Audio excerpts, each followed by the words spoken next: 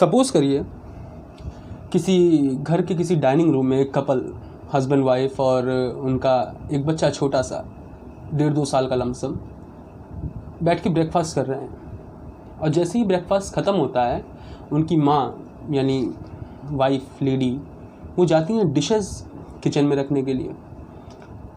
और जैसे वो किचन की तरफ जाती हैं, तब तक जो हस्बैंड हैं या बच्चे के पिताजी हैं, he starts floating in the air, हवा में ऐसे बहने लगते हैं एक तरह से, ठीक, कुर्सी से उठ करके। And as soon as the kid sees this, out of astonishment he starts giggling, खिलखिलाने लगता है। ऐसे ही कुछ रिएक्शन होता है बच्चों का, और कहता है look mama dad is flying, ठीक। और जैसे ही उसकी माँ अंदर आती हैं डाइनिंग एरिया की तरफ, उनका रिएक्शन कैसा होता है? वो तो चिल्लाने लगेंगी, तो चिल्लाने लगती हैं, और अगर वो दिल की कमज़ोर हों तो हो सकता है बेहोश भी हो जाएं। तो ये जो दो नज़रियों के बीच का फ़र्क है, एक बच्चा और एक उसकी माँ के बीच का, ये काफ़ी इंटरेस्टिंग है और समझने वाला है। वो बच्चा क्या देख रहा है? वो बच्चा कुछ ऐसा देख रहा है क्योंकि उसकी ज़िंदगी जो अभी 1.5-2 साल की बीती है, उसमें उसने कई बार ऐसी चीज़ें देखी हैं नई नई कि अच्छा ये भी हो सकता है, अच्छा ये भी हो सकता है। लेकिन उसकी माँ ने लाइफ के साथ कॉम्प्रोमाइज़ कर लिया है कि हाँ ये हो सकता है, ये नहीं हो सकता है, हमें इससे कोई मतलब नहीं। लेकिन बच्चा इज स्टिल लर्निंग, वो अभी भी सोच रहा है कि अच्छा ये भी हो सकता है पापा फ्लाई कर सकते हैं। तो ये जो दो नज़रिए में फ़र्क है, कुछ बच्चे जैसा ही नज़रिया फिलोसफर्स और साइंटिस्ट का भी होता है, और ऐसे ही कुछ नज़रिया हमारे विधा के बड़े सर आइजैक न्यूटन का भी था। तो स्टोरी कुछ इस तरह से चलती है, जो सुनाई जाती है कि एक और साइंटिस्ट थे रॉबर्ट हुक, वो पूरी ज़िंदगी न्यूटन के नेमेसिस रहे। नेमेसिस यानी दुश्मन रहे फिज़िक्स की फील्ड में। और तो उन्हीं से कुछ बहस वगैरह हुई होगी या कोई बात बुरी लगी होगी, तो न्यूटन अपने घर आते हैं और अपने एप्पल ऑर्चर्ड में बैठते हैं, सेब के पेड़ से पीठ टिका करके, और एक एप्पल उनके सामने या उनके सर पे गिरता है। अब ये जो एप्पल गिरता है, जो कहानी बताई जाती है, वो इस तरह से है कि उस एप्पल को देख करके नीचे गिरता हुआ वो सोचते हैं कि कुछ तो है जो एप्पल को धरती की तरफ खींच रहा है, यानी there must be some force which is pulling the apple towards the earth. ऐसा नहीं है। इतना आसान ऑब्जर्वेशन न्यूटन को न्यूटन नहीं बनाता है, न्यूटन को इतना महान नहीं बना देता है, न्यूटन को इस फिज़िक्स का या नेचुरल साइंसेस का सबसे बड़ा हीरो नहीं बना सकता। इतना आसान नहीं सोचते थे न्यूटन। न्यूटन कुछ और थे, कुछ बड़ी चीज़ थे। क्या उन्होंने क्या सोचा? उनको ये दिखाई दिया कि अर्थ तो एप्पल को खींच रही है, लेकिन जितनी फोर्स से अर्थ एप्पल को खींच रही है, उतनी ही फोर्स से एप्पल भी अर्थ को खींच रहा है।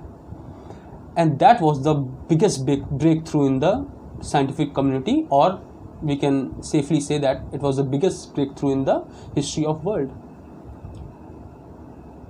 अब ये कैसे होता है? ये तो थोड़ी सी अचंभे वाली बात लग रही है कि उतनी ही फोर्स से जितनी कि अर्थ खींच रही है एप्पल को, उतनी ही फोर्स से ये एप्पल अर्थ को कैसे खींच रहा है। ये जानने के लिए आइए कंप्यूटर स्क्रीन पे चलते हैं, मैं समझाता हूँ आपको कि ऐसा कैसे होता है और उन्होंने क्या मैथमेटिकल डिडक्शन किया है जो न्यूटन की खोज का। ठीक है, आइए कंप्यूटर स्क्रीन पे चलते हैं। तो न्यूटन ने कहा कि अर्थ जितना फोर्स एप्पल पे लगाती है, एप्पल भी उतना ही फोर्स अर्थ पे लगाता है। लेकिन हमारे साथ दुविधा ये है कि हमें एप्पल तो अर्थ तक आता दिखाई देता है, अर्थ एप्पल की तरफ जाती दिखाई नहीं देती। तो हम जो एप्पल पे फोर्स लग रहा है उसे एफ ए मान लेते हैं, और जो अर्थ पे फोर्स लग रहा है उसे हम एफ ई मान लेते हैं। ठीक है, अब हम फोर्स का फॉर्मूला देखते हैं जो न्यूटन ने दिया था। वो क्या था? F is equal to G, capital G, into mass of earth into mass of apple upon r square. और जी की वैल्यू क्या थी? 6.67 इंटू 10⁻⁻11। और हम यूनिट के ऊपर अभी नहीं जाएंगे, ठीक है, क्योंकि हमें कैलकुलेशन काफी करनी है।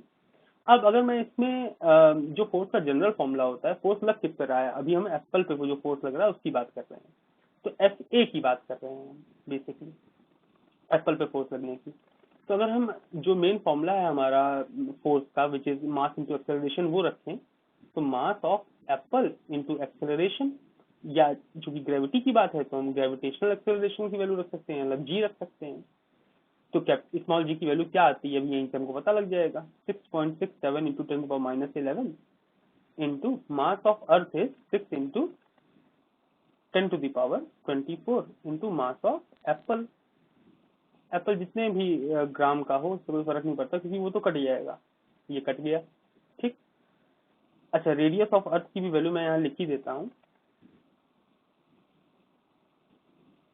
रेडियस ऑफ अर्थ की वैल्यू है 6.4 इंटू 10⁻6 का होल स्क्वायर हो जाएगा।